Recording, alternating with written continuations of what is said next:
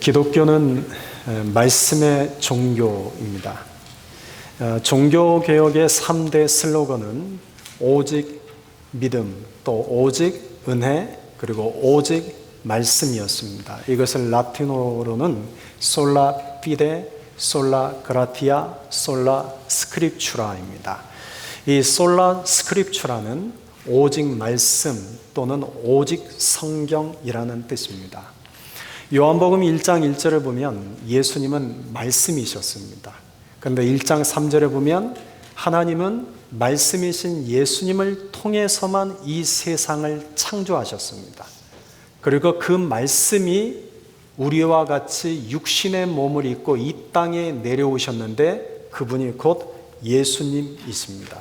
그리고 그 예수님이 우리에게 이렇게 말씀하셨습니다. 천지는 없어질지언정 나의 말은 영원하리라. 여러분, 그래서 기독교는 말씀의 종교입니다. 우리에게 영원한 것은 주님의 말씀 또한 말씀이신 예수님이시기 때문에 그렇습니다. 오늘 우리가 살고 있는 이 시대는 설교의 홍수 시대입니다. 얼마 전 미국 동남부 지역에 큰 홍수가 났죠. 그런데 신문 헤드라인에 이렇게 적고 있더군요.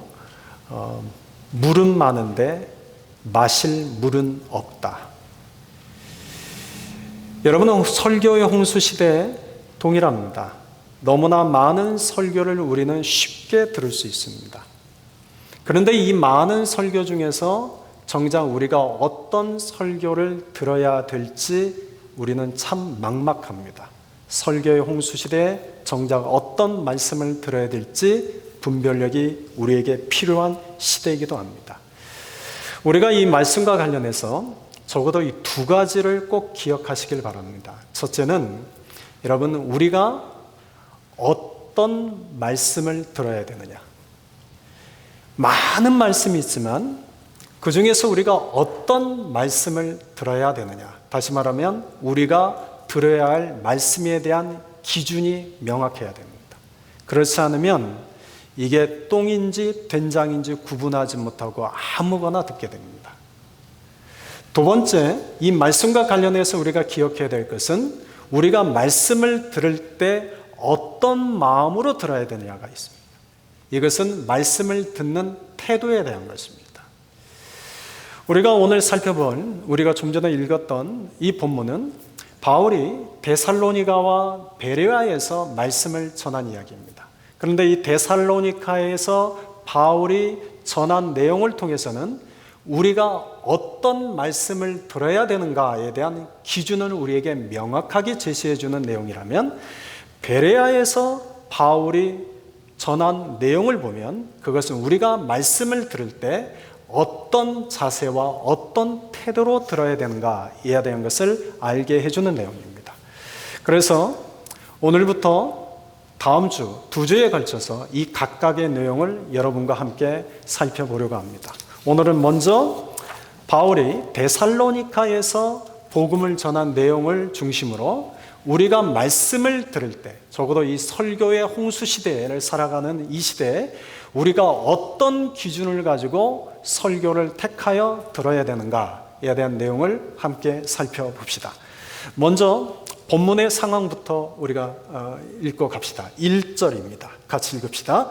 그들이 암비볼리아와 아볼리니아로 다녀가 데살로니카에 이르니 거기 유대인의 회당이 있는지라. 지금 바울이 마게도니아인의 환상을 보고 아시아로 가려던 그 걸음을 돌이켜 유럽으로 향하고 있습니다. 그래서 바울이 처음 마게도니아에 있는 유럽에 처음 찾아간 도시는 빌립보였습니다. 그 빌립보에서 복음을 전하는 내용을 우리가 지난주까지 살펴봤죠. 그리고 이제 바울이 그 다음 발걸음을 옮겨 두 번째 유럽에서 복음을 전하고 교회를 세운 도시가 데살로니카입니다. 오늘 본문은 바로 그 내용입니다. 빌립보에서 데살로니카까지는 약 160km, 100마일 정도 떨어져 있습니다. 그런데 이 빌립보에서 데살로니카까지 가는 그 길에는 당시 로마가 닦아놓은 아주 넓은 도로가 하나 있었습니다. 이것을 에그나피아라는 도로인데, 이 에그나피아라는 도로는 길이가 무려 1120km입니다. 그리고 폭이 6m입니다. 그러니까 오늘날로 말하면 왕복 2차선에 해당되는 굉장히 긴 도로였습니다. 그런데 바울이 빌립보에서부터 이 도로를 따라서 데살로니카까지 약 160km를 3일 내지는 4일에 걸쳐서 터벅터벅 걸어 내려갔습니다. 그리고는 데살로니카에 가서 가장 먼저 들린 것이 유대인의 회당입니다. 그리고 회당에서 복음을 전합니다. 근데 이때 바울이 복음을 전할 때 여러분 사용했던 언어는 어떤 언어였을까요? 영어였을까요? 히브리어였을까요? 헬라어였을까요? 예, 헬라어였습니다. 여러분, 에그나피아라는 로마의 도로, 그리고 유대인의 회당, 그리고 세 번째 헬라어, 이 세 가지는 바울이 전도 여행을 성공할 수 있었던 세 가지 중요한 요인이기도 합니다. 우리가 지난 목요일 날 성경 파노라마 시간에 이 이야기를 나눴습니다. 여러분, 우리가 가지고 있는 구약 성경의 마지막 책이 말라기죠. 그리고 신약 성경의 첫 번째 책이 마태복음입니다. 그런데 말라기로부터 마태복음 사이에 시간적 갭이 있습니다. 이 시간적 갭이 무려 400년 이상입니다. 이 400년이라는 시간, 신약과 구약의 이 중간에 있는 시간이라 해서 이 시간을 중간기라고 부릅니다. 그런데 이 중간기의 특징이 하나 있는데, 이 중간기에 하나님은 철저하게 침묵하신 시간이었습니다. 구약 시대에는 하나님이 여러 선지자를 통해서 하나님이 말씀을 하게 하셨습니다. 그런데 이 중간기 400년 동안에는 하나님이 아무런 말씀을 하지 않으셨습니다. 그래서 이 기간은 하나님이 침묵하신 기간이라 해서 침묵기라고 부릅니다. 그런데 여러분, 이 침묵기 시간에 하나님은 이스라엘 백성과 우리에게 아무런 말씀을 하지 않으셨지만 그 기간에 하나님은 놀라운 일을 행하고 계셨습니다. 그 내용이 오늘 우리가 바울을 통해서 보게 됩니다. 하나님이 그 기간에 행하신 대표적인 세 가지 일이 있습니다. 첫 번째는 디아스포라 유대인을 만들었습니다. 이스라엘 백성들이 바벨론의 포로로 끌려갔는데 이 중간기 400년 동안 하나님은 이스라엘 백성들을 유럽 전역의 도시로 퍼뜨리셨습니다. 그런데 여러분, 유대인들은 가는 곳곳마다 성인 10명 이상이 되면 무엇을 만들었습니까? 회당을 만들었죠. 지금 바울이 그렇게 만들어진 회당을 가는 도시마다 회당에 가서 복음을 전한 겁니다. 두 번째, 하나님이 이 중간기간 동안 행하신 것은 전 세계의 언어를 하나로 통일시키셨습니다. 그 언어가 바로 헬라어 그리스어입니다. 그러니까 그리스 제국과 로마 제국에 이어지는 전 세계의 언어를 이 당시에는 헬라어 하나만 사용했습니다. 그러니 바울이 유럽 전역을 다니면서 언어의 문제가 없이 어딜 가든 이 헬라어로 복음을 전할 수 있었습니다. 또한 세 번째, 하나님이 이 중간기간 동안 행하신 일은 하나님이 로마를 통해서 유럽 전역의 어느 도시든 갈 수 있는 큰 도로를 만들게 하셨습니다. 이게 일명 로마 도로라고 말하는데, 당시에 만들어진 이 로마의 도로가 무려 오늘날로 계산하면 29만 킬로미터라고 합니다. 근데 이 29만 킬로라는 이 길이가 얼마나 대단한지 20세기 말 미국에 있는 모든 도로를 총 합산하면 20세기 말 그 길이가 29만 킬로랍니다. 그러니 여러분 상상해 보십시오. 미국처럼 도로가 잘 깔린 나라가 어디 있습니까? 그런데 불과 2000년 전에 로마 제국이 유럽 전역에 이 로마 가도, 로마의 도로를 깔았습니다. 그런데 이 로마 도로를 그냥 깐 것이 아닙니다. 800년, 1000년, 오늘 2000년이 지났어도 그 도로는 너무나 튼튼합니다. 잘 깔은 거죠. 그런데 바울이 그 도로를 따라서 유럽에 있는 모든 도시들을 다니면서 복음을 전할 수 있었습니다. 그러니 여러분, 바울이 우리가 아는 오늘날 같은 복음의 사도, 훌륭한 복음을 전한 일에 성공할 수 있었던 것은 하나님이 침묵기 기간, 그 기간에 회당을 만드셨고 언어를 하나로 통일시키셨고 또 도로를 만들게 하신 겁니다. 여러분, 하나님이 침묵하실 때 기억해야 될 것은 하나님은 침묵하신다고 해서 아무것도 일도 하지 않는다, 그런 의미가 아닙니다. 여러분, 하나님은 우리가 기도할 때 아무런 답변하지 않는 침묵하실 때가 있습니다.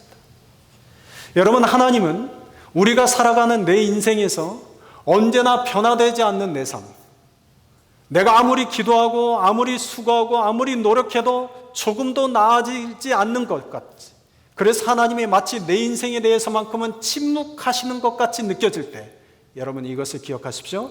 하나님은 침묵하시지만 하나님은 여전히 오늘 나를 위해서 일하고 계십니다.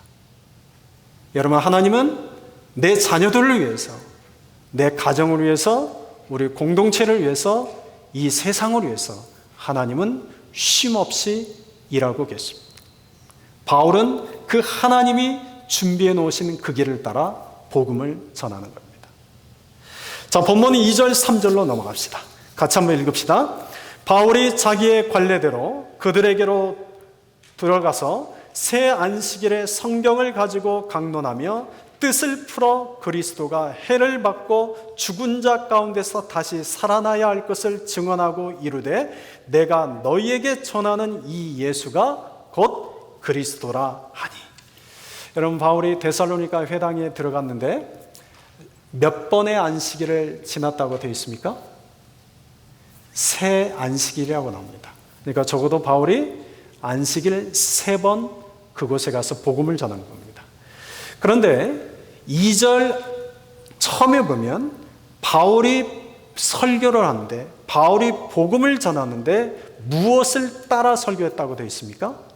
자기 관례대로. 이 자기 관례대로라는 말의 의미는 늘 언제나 똑같은 방법으로라는 뜻입니다. 여러분, 사람마다 자기 관례가 있습니다. 어떤 사람은 아침에 일어나면 먼저 무릎을 꿇고 기도하면서 하루를 시작합니다. 어떤 사람은 회사를 출근하기 전에 맥도날드에 가서 커피를 한 잔 사가지고 가면서 회사를 출근합니다. 사람마다 그 삶에 그 사람의 관례가 있습니다. 늘 언제나 똑같은 삶의 루틴이 있습니다. 그런데 바울은 어디를 가든 복음을 전할 때 바울만이 가진 복음의 패턴이 있었습니다. 여러분, 그 내용이 오늘 본문의 3가지로 이야기가 됩니다. 먼저 첫 번째를 보면 바울은 성경을 가지고 강론했습니다. 여기서 이 성경이라는 것은 신약 성경이 아닙니다. 구약 성경을 의미합니다. 이 당시에는 아직 신약 성경이 쓰여지지 않은 시대이죠. 그런데 이때 바울이 가지고 있던 성경은 어떤 성경이냐? 헬라어로 번역된 70인역, 다시 말하면 세프투아진타라는 성경입니다. 이 70인역의 성경은 원래는 이스라엘의 구약 성경에는 히브리어로 기록되어 있습니다. 그런데 좀 전에 말씀드린 것처럼 당시에 로마와 그리스와 로마 제국을 거치면서 모든 언어가 그리스어로 통일됐습니다. 그러니까 점점 유대인들이 자신들의 언어인 히브리어를 잊어버리기 시작하고 이제는 그리스어, 헬라어를 쓰기 시작한 겁니다. 그러니 문제가 히브리어로 기록된 구약 성경을 읽어줘야 되는데 히브리어를 모르는 겁니다. 마치 이민 1세대는 한국말이 편하지만 2세대, 3세대 갈수록 점점 한국말은 잊어버리고 영어만 사용하는 것과 같이 된 것이죠. 그래서 유대인들을 위해서 현실적으로 헬라어로 번역된 성경이 필요하게 된 겁니다. 그래서 BC 한 2세기경, 3세기경 초 이집트 알렉산드리아에서 이스라엘의 12지파 중에 6명씩 학자들을 뽑아서 72명이 모여서 히브리어 성경을 헬라어 성경으로 번역을 했습니다. 70명이 번역했다 해서 이걸 라틴어로 세프투아진타, 이걸 70인역이라고 부릅니다. 그러니까 바울은 이 헬라어 70인역 성경을 가지고 지금 설교를 하는 겁니다. 그런데 중요한 건 이거죠. 여러분, 바울이 성경을 가지고 설교했다라는 것은 바울은 오직 성경 이야기만 했다라는 뜻입니다. 여러분, 오늘 우리가 살고 있는 이 시대는 성경 이야기만 하는 것을 싫어하는 시대입니다. 여러분, 오늘 이 시대의 사람들이, 물론 세상 사람들이나 교회 안을 다니는 성도들 역시도 성경 이야기만 듣는 것을 싫어합니다. 여기에 정치, 경제, 사회, 문화, 심리학, 상담학 등등의 이야기를 덧붙이는 것을 좋아합니다. 성경 이야기만 하는 사람을 이렇게 이야기를 하죠. 꽉 막힌 사람, 굉장히 올드한 사람이라고 이야기합니다. 여러분, 물론 우리가 성경을 바르게 이야기하고 또 우리가 성경을 우리 삶에 바르게 적용하기 위해서는 철학, 사상, 사회, 문화, 정치, 심리학, 상담의 이야기를 같이 해야 됩니다. 그런데 문제는 여기에 있습니다. 사람들이 성경에 대한 이야기는 그다지 듣고 싶어 하지 않는다는 데 있습니다. 제가 처음 회를 먹은 것은 대학교를 졸업하고서였습니다. 대학교를 졸업하고 서울의 어느 교회에 부교육자로 갔는데 어느 날 교인 중에 한 분이 교육자들을 전부 다 횟집으로 초대를 했습니다. 그래서 그때 난생 처음 회라는 것을 먹어봤습니다. 그런데 그 스시집에 딱 갔더니 식탁 위에 회가 덩그러니 가운데 딱 놓여져 있고 그 넓은 그 상에 밑반찬들이 잔뜩 깔려 있는 겁니다. 여러분, 이 밑반찬을 뭐라고 부르죠? 스키다시라고 부르죠. 그런데 그때 제가 회는 맛이 없는 겁니다. 이 스키다시가 얼마나 맛있든지 회는 한두 점 입에 먹고 이 스키다시로 제 배를 채웠습니다. 그 비싼 횟집에 가가지고 정작 회는 안 먹고 스키다시로만 제 배를 채웠습니다. 여러분, 사람들이 꼭 이와 같습니다. 설교를 들을 때 들어야 될 말씀은 성경 말씀이어야 되는데 성경 말씀보다 성경 주변에 있는 스키다시 이야기에 자신의 영혼을 채웁니다. 그래서 설교를 하다 보면 저도 이런 것을 느낄 때가 있는데 성경 이야기가 아닌 세상 이야기도 하고 간증 이야기도 하고 심리학적 이야기도 하고 이런 좀 전 저의 예와 같은 이야기를 할 때는 성도들이 눈을 번쩍 뜹니다. 그러다가 이제 다시 성경 이야기로 딱 돌아가면 눈이 아래로 내려갑니다. 사람들이 메인 요리에는 관심이 없습니다. 여러분, 횟집에 가서 회를 많이 먹은 사람, 스키다시로 배부른 사람, 어떤 사람이 제대로 먹은 겁니까? 예, 앞으로 그러십시오. 여러분, 설교 시간에 성경 말씀으로 내 영혼을 채우는 사람과 스키다시와 같은 이야기로 내 마음을 채우는 사람, 누가 지금 제대로 영적인 양식을 먹은 사람입니까? 예, 계속 스키다시로 채우십시오.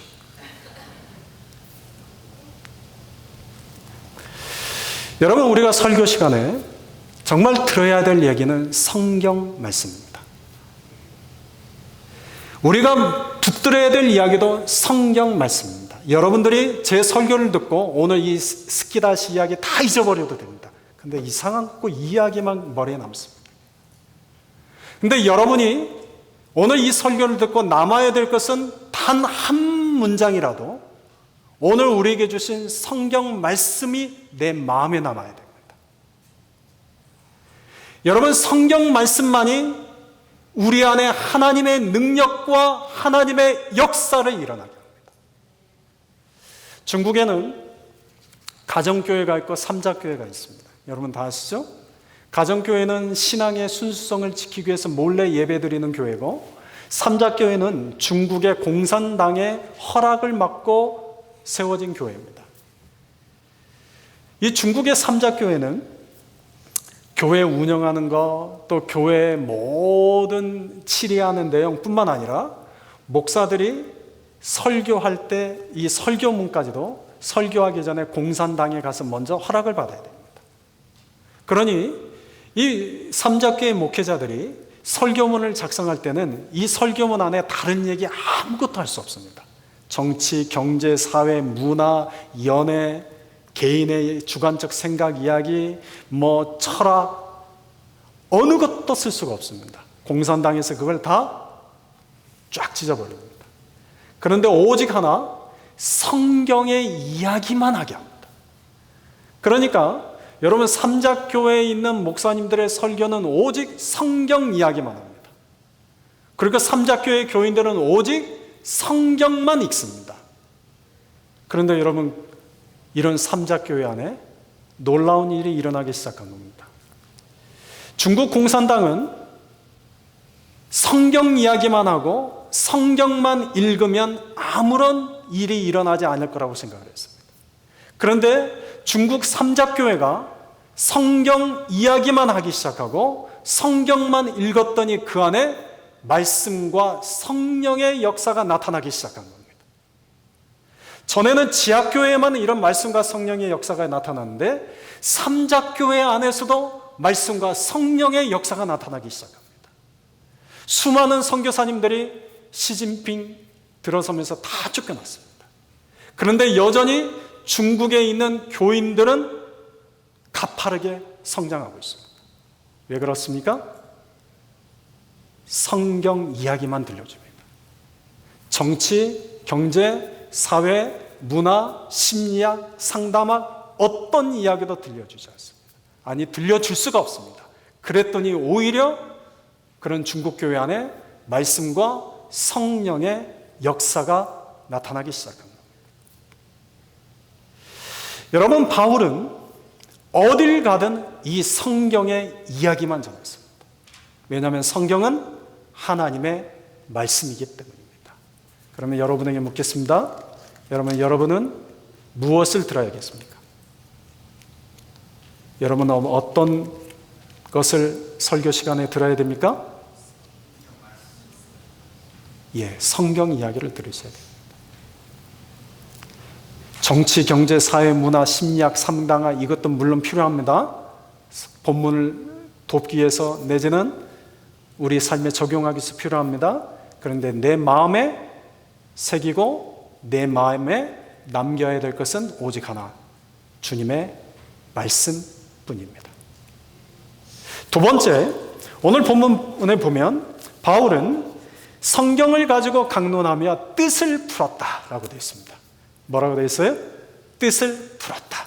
이 뜻을 풀었다라는 헬라어 단어는 디아노이고라는 단어인데 이 단어는 두 가지 의미를 갖습니다. 하나는 바르게 해석하다 또는 바르게 설명해 주다라는 뜻입니다. 여러분, 우리가 성경을 가지고 이야기하지만 더 중요한 것은 이 성경을 바르게 해석해 주는 것입니다. 이단이라는 것은 성경을 잘못 해석하는 것이 이단이죠.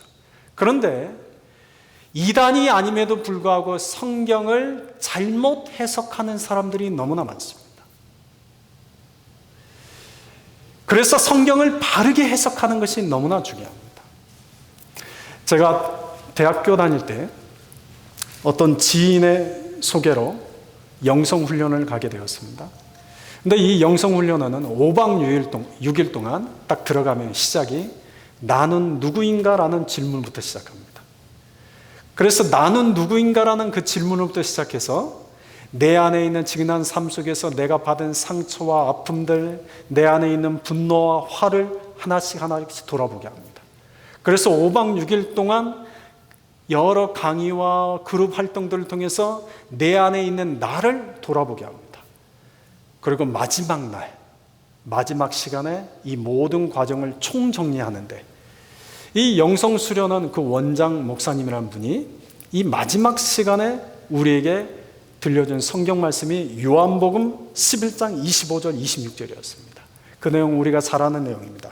예수께서 이르시되 내가 곧 길이요 진리요 생명이니 나로 말미암지 않고는 나를 믿는 자는 죽어도 살겠고 무릇 살아서 나를 믿는 자는 영원히 죽지 아니하리니 네가 이것을 믿느냐.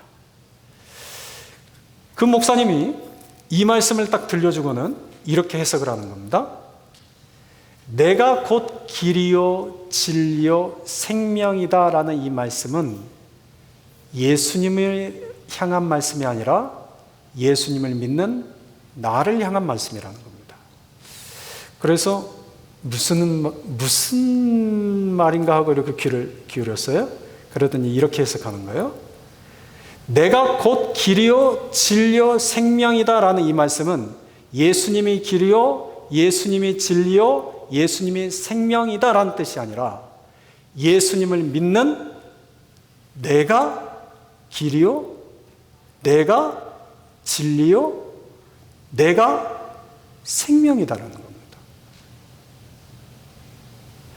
나는 누구인가라는 질문으로부터 영성수련이 시작됐는데 그 마지막 결론은 결국 예수님을 믿는 내가 길이요 내가 진리요 내가 생명이다.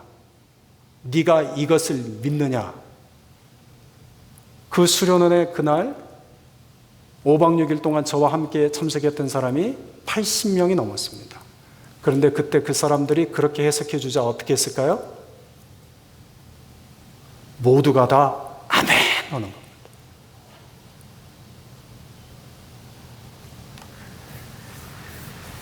여러분 성경을 가지고 이야기하는데 그분이 이단이 아닙니다. 그 영성 수련원이 이단 수련원이 아니었습니다. 그런데도 성경을 잘못 해석해 주는 겁니다.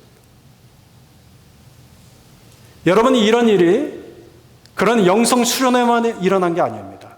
여러분 모든 영성 수련회는 그렇지는 않습니다. 제가 갔던 그 수련회는 그랬다는 겁니다. 여러분 많은 사람들이 성경을 가지고 이야기합니다. 그런데 문제는 성경을 바르게 해석해야 되는데 성경을 잘못 해석해 줍니다. 많은 성도들이 성경을 가지고 이야기합니다. 그런데 성경을 바르게 해석해야 되는데 성경을 자기 마음대로 성경을 해석합니다. 그래서 바울은 이 성경을 가지고 성경을 바르게 해석해 준 겁니다.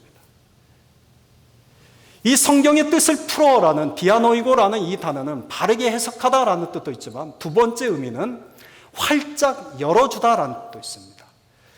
마가복음 7장에 보면 예수님께서 귀 먹고 말 더듬는 자를 고쳐주신 이야기가 나옵니다. 마가복음 7장 34절에 보면 우리가 잘 아는 예수님은 그 귀 먹고 말 더듬는 자를 향해서 이렇게 말씀하시죠. 에바다, 에바다라고 말합니다. 이 에바다라는 그 뜻이 뭐라고 되어 있습니까? 열려라. 이것이 바로 디아노이고입니다. 그러면 구체적으로 무엇을 열어주는 겁니까? 35절에 보면 그의 귀가 열리고, 이것도 디아노이고입니다. 다시 말하면 여러분 우리가 성경의 뜻을 바르게 해석해 준다는 것은 어떤 의미입니까? 여러분의 귀를 활짝 열어주는 것입니다. 그런데 앞에서도 말한 것처럼 여러분 사람이 성경 말씀을 풀어 설명해 주면 귀가 활짝 열려집니까? 안 열려집니까? 여러분 남 얘기하지 마시고 각자 이야기 한번 해보시죠. 여러분 제가 이 자리에 서서 매주 성경을 가지고 성경의 뜻을 풀어 여러분에게 알려줍니다. 그때 여러분 귀가 활짝 열리십니까? 아니면 졸리십니까? 괜찮습니다.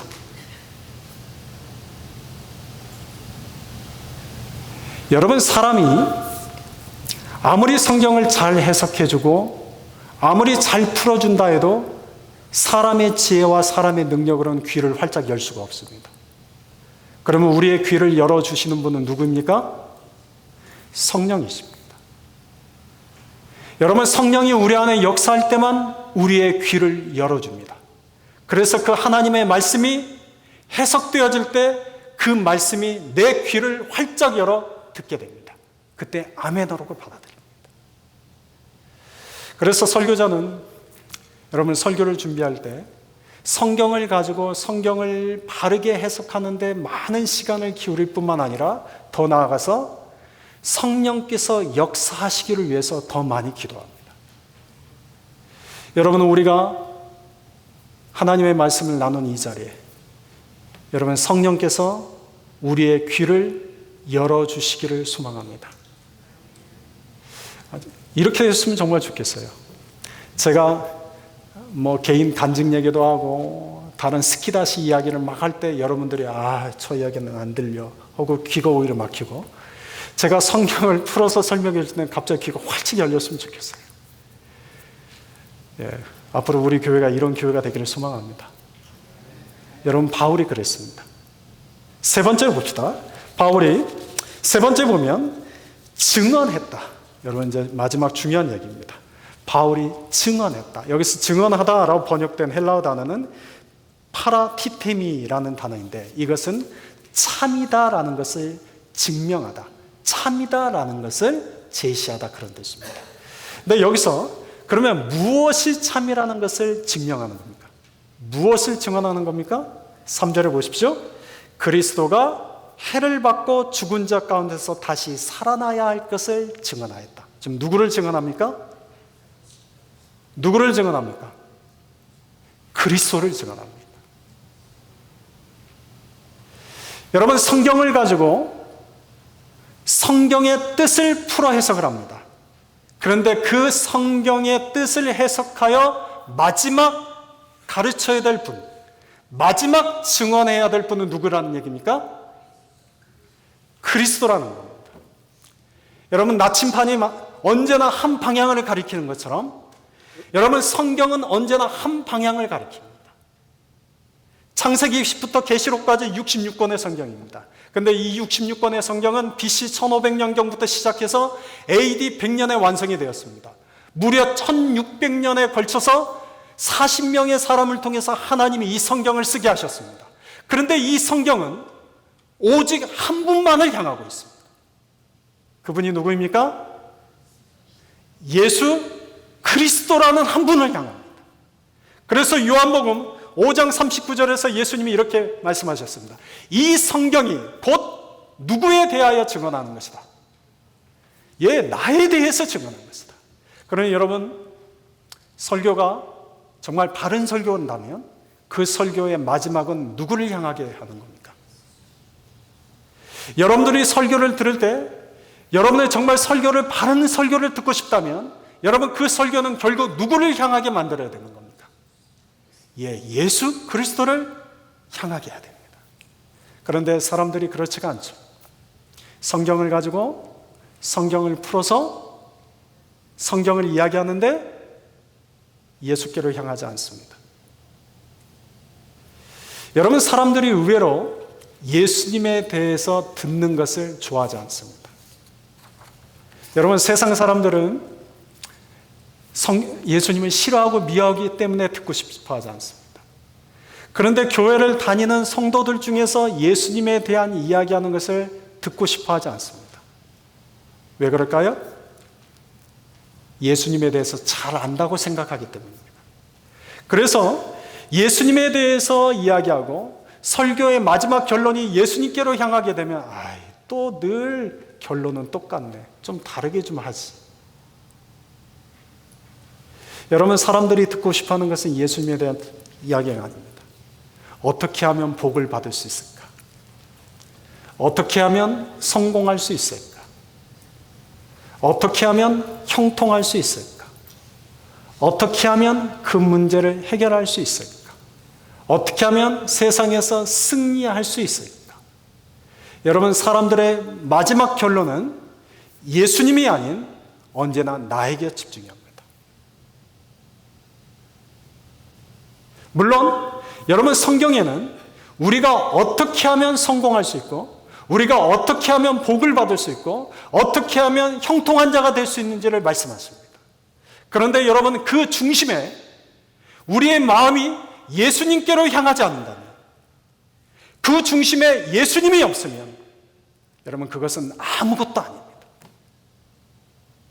여러분, 아무리 많은 돈을 벌었다 할지라도, 아무리 질병에서 고침을 받았다 할지라도, 아무리 내 삶의 문제가 시원스럽게 해결됐다 할지라도, 그것 때문에 우리가 기뻐할 수 있지는 모르지만 그 중심에 예수님이 있지 않으면, 내 마음의 중심에 예수님이 없으면 여러분, 그것은 결국 아무것도 아닌 것입니다. 여러분, 예수님이 우리의 삶의 중심에 있어야 됩니다. 여러분, 예수님이 내 삶의 방향이어야 됩니다. 예수님이 내 삶의 중심이고 내 삶이 예수님을 바라볼 때 여러분, 때로는 하나님이 침묵하시는 것처럼 느껴질 수 있습니다. 때로는 내 삶이 왜 이렇게 팍팍하고 힘든가 하고 한탄스러울 수도 있습니다. 그런데 여러분, 예수님이 내 삶의 중심이 있고 내가 예수님을 바라볼 때 이미 그는 성공한 자입니다. 이미 그는 형통한 자입니다. 이미 그는 승리하는 자입니다. 예수님이 내 삶의 전부가 되시기 때문에 그렇습니다. 여러분, 예수님만이 우리의 삶의 해답입니다. 예수님만이 우리의 삶의 중심입니다. 예수님 한 분만으로 충분합니다. 여러분, 그런데 이걸 놓쳐버립니다. 너무나 안타깝습니다. 여러분, 내 삶에 문제가 있어서 하나님께 나아가 기도합니다. 내 자녀의 문제를 가지고 하나님께 나아가 기도합니다. 내 가정의 문제를 가지고 나아가 하나님께 기도합니다. 우리 공동체의 문제를 가지고 하나님께 나아가 기도합니다. 기도할 때는 다 이거죠. 하나님, 그 문제 해결해 주십시오. 그래서 문제가 해결됩니다. 그걸로 그냥 끝입니다. 여러분, 그 문제가 해결하고 난 뒤에 우리 마음속에 예수님을 향한 더 강한 마음이 있습니까? 내 자녀와 내 가정의 문제가 해결되고 난 뒤에 그것으로 그냥 단지 기뻐하는 것이 아니라 그 중심에 예수님을 더 강하게 붙들고 있습니까? 여러분, 우리 삶의 마지막 골은 예수님 한 분이어야 됩니다. 왜냐하면 예수님만이 우리에게 생명을 줍니다. 예수님만이 우리에게 구원을 주십니다. 그래서 빌립보 감옥에 있는 간수에게 바울이 주 예수 그리스도를 믿으라. 그리하면 너와 내 집이 구원을 받으리라. 여러분, 이 말씀은 우리가 전해야 될 이야기뿐만 아니라 우리가 들어야 할 이야기입니다. 여러분, 바울은 어딜 가든 성경을 가지고 성경을 바르게 해석하며 그 성경의 마지막 결론은 예수님을 드러냈습니다. 오늘 설교를 마무리하고 마치겠습니다. 여러분, 우리는 설교 홍수 시대에 살고 있습니다. 오늘 본문은 저 개인적으로, 설교자인 저 개인적으로도 주님이 저에게 하신 말씀이기도 합니다.